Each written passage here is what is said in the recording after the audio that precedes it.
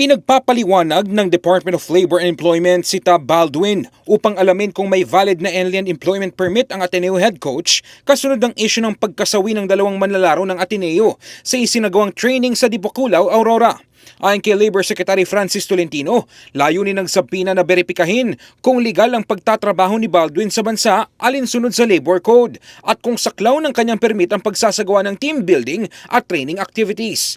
Kailangan pumunta po sa harap ko si Coach Baldwin sa Lunes, alas 10 ng umaga, personally to show his valid and current alien employment permit issued by this department, authorizing him to serve as head coach of the Ateneo de Manila University men's basketball team.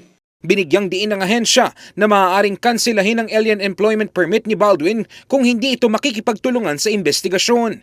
Posible rin umano itong i-refer sa Bureau of Immigration para sa kaukulang aksyon, kabilang ang deportation kung mapapatunayang may paglabag. No foreign national working in this country is above the law regardless of their status, reputation, or the institution they represent.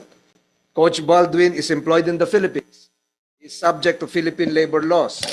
Dole is simply or will simply do its job. If he is compliant, there is nothing to fear.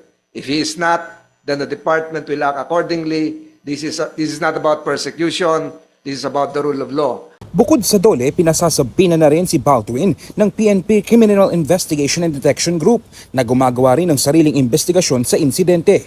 Pero hindi nakakatiyak kung tatalima ba ang coach dahil batay sa latest update ng Ateneo Manila University, nakalive na si Coach Tab maging ang team manager na si Epok Quimpo.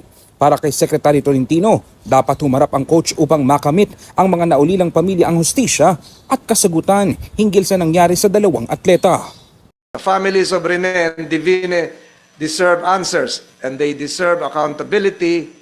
Every agency of government has a role to play in getting to the truth of what happened in Aurora. Dole's role is to ensure that every person employed in this country, Filipino or foreign, is working lawfully and within the bounds of our labor laws.